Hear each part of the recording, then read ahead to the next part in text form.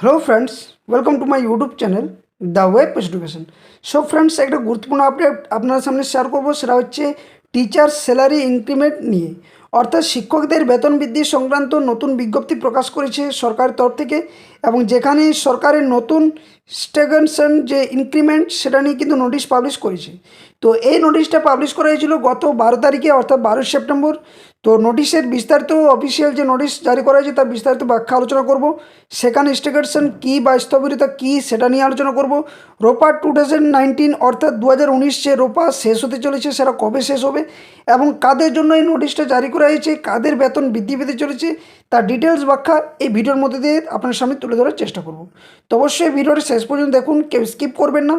আর যারা চ্যানেল নতুন আছেন অবশ্যই চ্যানেল সাবস্ক্রাইব করে পাশে থাকা বেল নোটিফিকেশন করবেন, যাতে করে সমস্ত ধরনের নিউজ, কেস আপডেট, নোটিফিকেশন সংক্রান্ত তথ্য আপনার সামনে পৌঁছে যায়। আর ভিডিওটি লাইক করবেন, শেষ পর্যন্ত অবশ্যই দেখবেন, সমস্ত তথ্যগুলো এখানে শেয়ার করা হবে।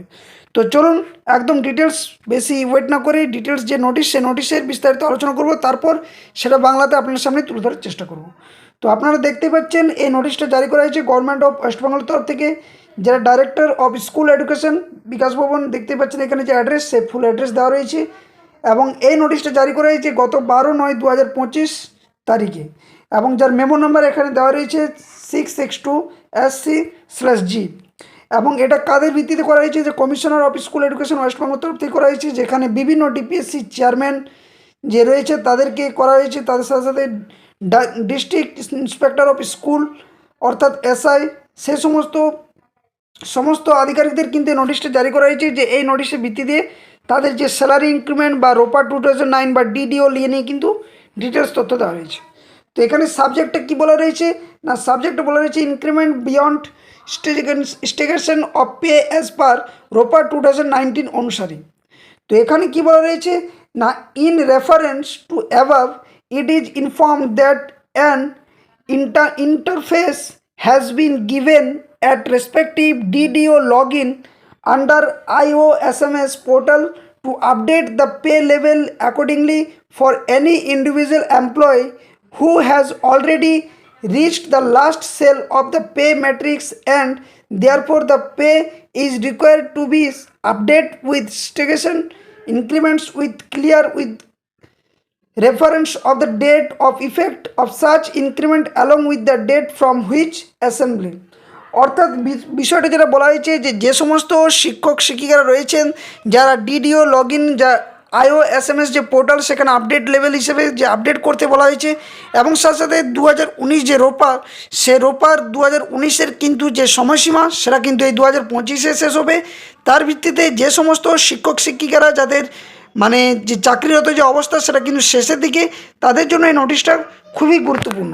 তো কী কী নোটিশ এমনিতে আপনারা বুঝতে পারবেন, তো বাংলাতে একদম ডিটেলসভাবে আপনার সামনে তুলে ধরছি, যে স্টেগনেশন নিয়ে কী বলা রয়েছে, বা এই ডিডিও লগ ইন সম্পর্কে বা IOSMS যে পোর্টাল বিষয়ে কী বলা রয়েছে, তার ডিটেলস তথ্যটা আপনারা একবার দেখে নিন। তো দেখুন, এখানে বলা রয়েছে স্যালারি ইনক্রিমেন্ট, শিক্ষকদের বেতন বৃদ্ধি সংক্রান্ত নতুন বিজ্ঞপ্তি, এবং সরকার নতুন স্টেগনেশন যে ইনক্রিমেন্ট সেটা নিয়ে কী বলছে। তো এখানে কি বলা হচ্ছে না, পশ্চিমবঙ্গ সরকারের রোপা 2019 অনুযায়ী শিক্ষকদের বেতন বৃদ্ধির ক্ষেত্রে একটি গুরুত্বপূর্ণ সমস্যা হলো স্থবিরতা বা স্টেগনেশন। যখন একজন কর্মচারী তার যে পে ম্যাট্রিক্স, সে লেভেলের শেষ সেলে যখন পৌঁছে যান, তখন তার বার্ষিক বেতন কিন্তু বৃদ্ধি একটা থেমে যায়। এই সমস্যার সমাধানের জন্য সম্প্রতি একটি নতুন বিজ্ঞপ্তি জারি করা হয়েছে, যা এই স্থবিরতা কাটাতে কিন্তু সাহায্য করবে বলেও মনে করা হচ্ছে। তো নোটিশের যে স্টেগনেশন সেটা সম্পর্কে একটু আপনারা জেনে নিন যে কী বলা রয়েছে এখানে। তো রোপা 2009 অনুযায়ী প্রতিটি পে ম্যাট্রিক্স লেভেলে যে 33টি সেল রয়েছে, একজন কর্মচারী প্রতি বছর একটি করে ইনক্রিমেন্ট পেয়ে থাকেন, যার ফলে তিনি পে ম্যাট্রিক্সের একটি সেল থেকে পরেরটিতে যান। কিন্তু 33 বছর চাকরি করার পর বা অন্য কোনো কারণে যখন তিনি 33তম সেলে পৌঁছে যান, তখন তার আর এই স্বাভাবিক ইনক্রিমেন্ট কিন্তু পাওয়ার সুযোগ থাকে না। তো এই অবস্থাতেই যে স্থিরতা বা স্টেগনেশন এটা বলা হচ্ছে। তো রোপা 2009-এর যে মেয়াদ সেটা কিন্তু 2025-এ 31শে ডিসেম্বর শেষ হতে চলেছে, যার ফলে অনেক শিক্ষক ও সরকারি কর্মচারী এই সমস্যার কিন্তু সম্মুখীন হতে পারেন বলেও মনে করা হচ্ছে। তো নতুন বিজ্ঞপ্তিতে কী কী বলা হলো, তো তো এই নোটিশটা জারি করেছে গত 12 সেপ্টেম্বর। এই স্থবিরতা সমস্যা সমাধানের জন্য একটি নতুন বিজ্ঞপ্তি জারি করা হয়েছে। এই বিজ্ঞপ্তিটি সমস্ত জেলার প্রাথমিক মাধ্যমিক বিদ্যালয়ের জন্য প্রযোজ্য। বিজ্ঞপ্তিটিতে বলা হয়েছে যে যে সমস্ত কর্মচারী তাদের পে ম্যাট্রিক্সের শেষ সেলে পৌঁছে গেছেন তাদের জন্য একটি বিশেষ স্ট্যাগনেশন যে ইনক্রিমেন্ট এর ব্যবস্থা করা হবে বলে নোটিশে জারি করা হয়েছে। বিভিন্ন প্রাথমিক থেকে শুরু করে মাধ্যমিক স্তরে যে সমস্ত শিক্ষক শিক্ষিকা তথা কর্মচারী যাদের রয়েছেন তাদের জন্য। তো ডিডিওদের জন্য নির্দেশিকা কী রয়েছে এখানে? তো এখানে প্রথমে যে বিষয়টা বলা হয়েছে সেটা হচ্ছে IOSMS এর নতুন মেনু, যেটা আমি আগেই বললাম। তো ড্রয়িং অ্যান্ড ডিস্টার্বিং অফিসারদের অর্থাৎ ডিডিওর জন্য IOSMS এ একটি নতুন মেনু বা ইন্টারফেস যুক্ত করা হয়েছে। এর মাধ্যমে তারা যে সকল কর্মচারী বেতন স্থবির হয়ে গেছে তাদের কিন্তু বেসিক পে আপডেট করতে পারবেন বলেও মনে করা হচ্ছে। এবং বেসিক পে আপডেট নিয়ে কী বলছে? তো ডিডিওদের নির্দেশ দেওয়া হয়েছে যে যে সমস্ত কর্মচারী পে ম্যাট্রিক্স শেষ সেলে পৌঁছে গেছেন তাদের বেসিক পে নিয়ম অনুযায়ী স্ট্যাগনেশন ইনক্রিমেন্ট দিয়ে আপডেট করতে হবে। এটা কিন্তু একটা গুরুত্বপূর্ণ আপডেট বলছে। তো এর তারিখ উল্লেখ সম্পর্কে বলছে না, এই ইনক্রিমেন্ট কবে থেকে কার্যকর হবে এবং কবে থেকে তা প্রাপ্য সেই তারিখ কিন্তু এই নোটিশের মধ্যে স্পষ্টভাবে কোনোটা উল্লেখ করা নেই, যেটা আপনারা দেখলেন এতক্ষণ পর্যন্ত। তো বিজ্ঞপ্তির ক্ষেত্রে কি গুরুত্ব থাকছে এক্ষেত্রে? তো এখানে বলা হচ্ছে যে এই বিজ্ঞপ্তিটি সেই সমস্ত শিক্ষক ও সরকারি কর্মচারীদের জন্য একটি বড় স্বস্তির যে খবর যারা তাদের চাকরি জীবনের শেষ পর্যায়ে এসে বেতন বৃদ্ধির সুযোগ থেকে কিন্তু বঞ্চিত হয়ে যাচ্ছিলেন বা হতে যাচ্ছিলেন।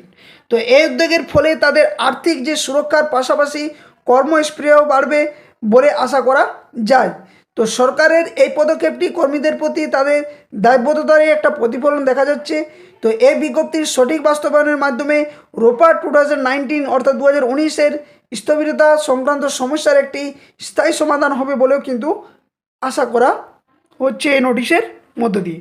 তো এই ছিল নোটিশের সম্পূর্ণ তথ্য এবং কী কী বলা রয়েছে তার ডিটেলস ব্যাখ্যা আপনার সামনে তুলে ধরলাম। আর এই আপডেটটা অবশ্যই আপনারা সকলে শেয়ার করে দেবেন বিভিন্ন জায়গাতে যারা এই ধরনের নোটিশ থেকে হয়তো আপডেটগুলো জানেন না বা যারা আপডেটগুলো পাচ্ছেন অবশ্যই চ্যানেলটি সাবস্ক্রাইব করে রাখবেন, কারণ এখানে সমস্ত ধরনের নিউজ, কেস আপডেট, নোটিফিকেশন, চাকরি সংক্রান্ত সমস্ত আপডেট আপনার সামনে তুলে ধরবো সঠিক সময়ে, অথেন্টিকভাবে এবং সঠিক পদ্ধতির মধ্যে দিয়ে। তো অবশ্যই ভিডিওটি লাইক করবেন, শেয়ার করবেন, আর চ্যানেলে যারা নতুন আছেন অবশ্যই চ্যানেলটি সাবস্ক্রাইব করে পাশে থাকা বেল নোটিফিকেশন অন করবেন। তো ভিডিওটা এখানে শেষ করছি, আবার কোনো একটা নতুন ভিডিও নিয়ে আপনার সামনে হাজির হবো। ততক্ষণের জন্য ধন্যবাদ। জয় হিন্দ। সকলে সুস্থ থাকুন, ভালো থাকুন।